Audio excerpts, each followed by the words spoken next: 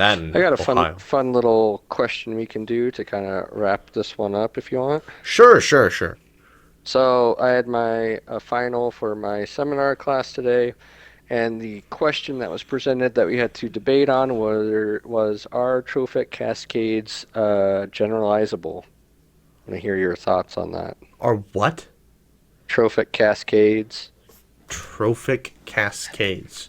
That's so it's like if you ever heard of Yellowstone and the wolves, where the wolves shaped the plant ecology of Yellowstone because they hunted the elk after they were reintroduced. Yeah, I remember the thing. Yeah. So it's pretty much asking if that would be applicable to about any system for the most part, is the question. Yes or no? Okay, so I'm on the wiki here. So, trophic cascades are powerful indirect interactions that can control entire ecosystems, occurring when a trophic level, Trophic? trophic, gosh darn the English, trophic level in a food web is suppressed. For example, a top-down cascade will occur if predators are effective enough in predation to reduce the abundance or alter the behavior of their prey, thereby releasing the next lower trophic level from predation, or herbivore if the immediate trophic level is a herbivore. Releasing the next lower trophic level from predation. What does it mean by releasing it? Like they're no longer trophic cascades and ecological concept that was stimulating the new research in many areas of ecology. For example, it can be more understanding the knock-on effects of removing top predators from food webs, as humans have done in many places through hunting and fishing. Okay. This is a whole thing. So, is the question that we should put... The So, the question is just if you think they are generalizable. oh, like, if it worked here, we can do it here too? In theory, it's pretty much asking in theory, should this work? Should there be a trophic cascade in every system? For the most part. Obviously, you're gonna have an outlier here or there, but generally speaking, would you say majority have it? Well, didn't they realize that the wolf, when they reintroduced wolves, didn't that fuck up a lot of shit too?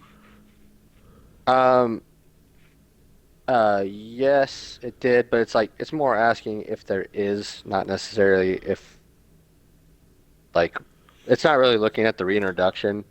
It's just looking at the relationship, the trophic cascade occurring. Because there's examples of it occurring without reintroduction of a species. Like sea otters is a good one. That was Well, what's happening looking with at sea how otters? it was like if you look it up, sea otters impacting kelp forests had a big impact on oysters, I think, too, because if the sea otters eating the oysters, I think that affected the sea kelp forests. Because if there's more sea otters, then they eat more oysters, which causes the kelp forest to grow big because there's less oysters. But if there's no sea otters, then the oysters become more abundant, and then there's less kelp forest, I believe, off the top of my head. Don't quote me on it, but so basically, it's just saying, could you find this in most systems? And yeah, so that was the discussion about if trophic cascades are generalizable or not across any ecosystem. No, I'm pretty sure that's how we got into the situation that we're in with a lot of these cases. Is when you generalize something and then realize, oh wait, we shouldn't have generalized that. Like for example, like aren't we losing millions or billions of dollars in damages from the wolves to So it's livestock? like it's not if we should add new species to stuff. It's just like because it can occur without us adding species. It's just asking, do systems like if they're already there and you removed a predator, for example, would there be trophic cascade in any system?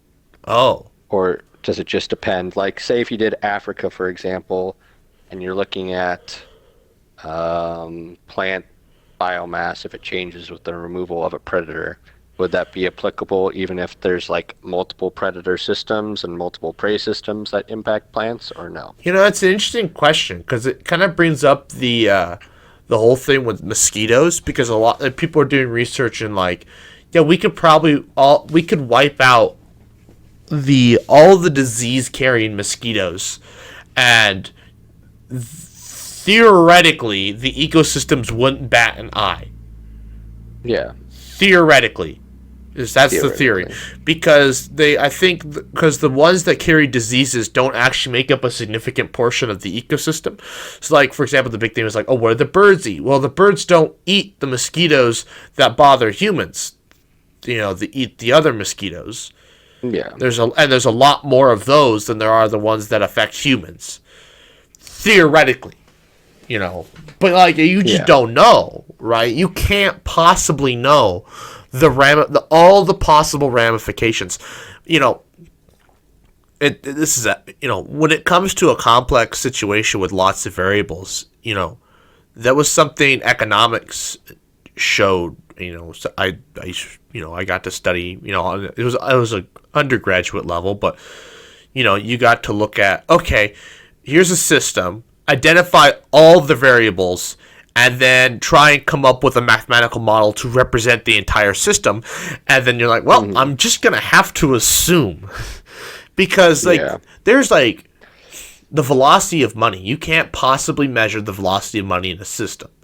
And if you do, say, find a way to measure the velocity of money, that measurement is not accurate. Which it almost kind of reminds me of, quantum mechanics of Schrodinger's cat, where it's like you can't possibly know the velocity and momentum, the position and velocity of a particle, because once you measure it, you change it. I don't know. Measuring the velocity of money doesn't necessarily change it. Actually, it doesn't. It physically can't. But that if you do measure it, it's wrong, which was fun. That was a dumb day. I was like, what is the whole point of this thing? Who came up with this? Some economist in 1960. Your answer is that it is not generalizable? I don't think it could be. What was your answer? So we didn't really get a pick side, so I was put on the not generalizable side. There's arguments for both, really, so... I don't see how you could generalize it. I think if you generalize it, you're taking a big risk. And just assuming, let's say that, in every ecosystem, if you take out the top predator, such and such bad things will happen. That just can't... Oh, hello, Roxy. Yeah, she's a heifer.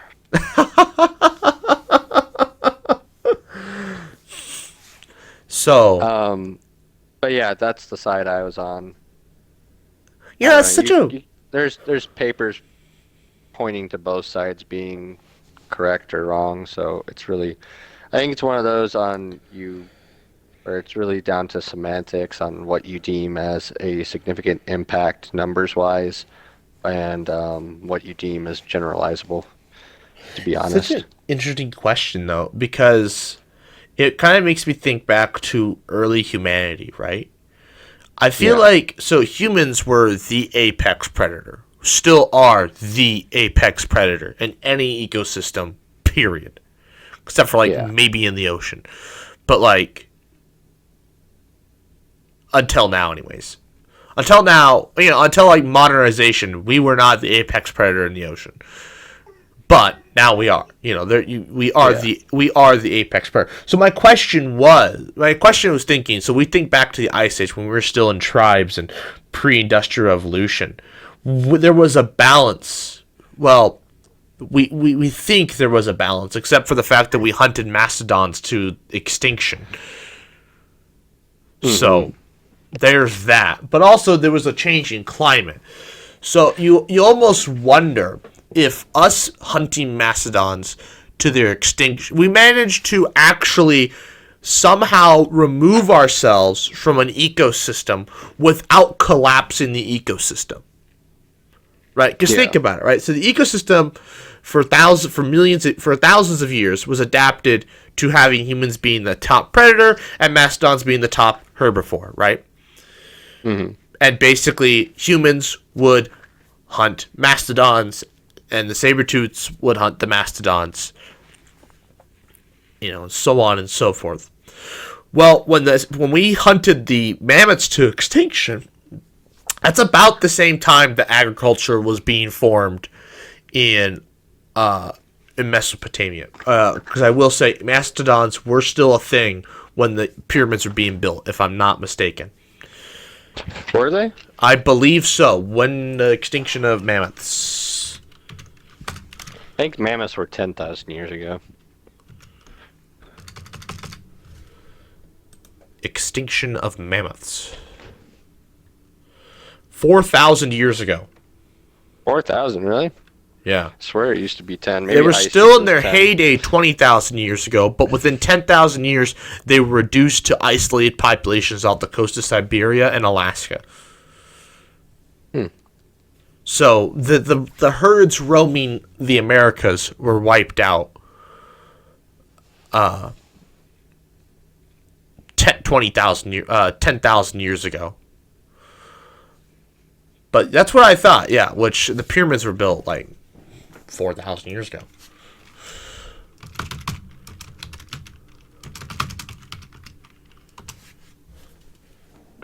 2700 BC, between 4,000 and 5,000 years ago.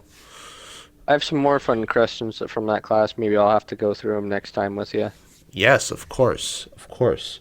No, but that's an interesting thing. I don't think you should generalize trophic cascades. I don't know how I would argue on the side of, yes, you can generalize that.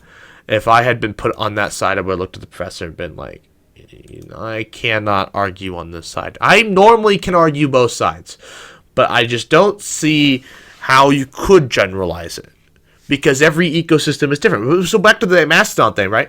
So we removed our largest food source, right? But we replaced it with agriculture. We didn't need to do that, so we didn't need to hunt mastodons anymore. Mm-hmm. And so but of course we saw though how our ants, we have the natives, the indigenous people of the Americas. They never developed ironworking, despite the fact that if we go 10,000 years ago, everybody was on the same page, all humanity. But then within those 10,000 years, one half of humanity industrialized, and the other half never did. Fascinating, isn't it? For what questions we don't know, for what end we don't know, but it's interesting to see that we managed. Maybe at the time there was some sort of trophic cascade, and it's just not recorded well in fossil records or in pictographs. We just don't. I would just don't know. Mm-hmm. If there was a trophic cascade when we killed off the mammoths and stopped consuming, the large predators, and started just using, and we stopped hunting as much.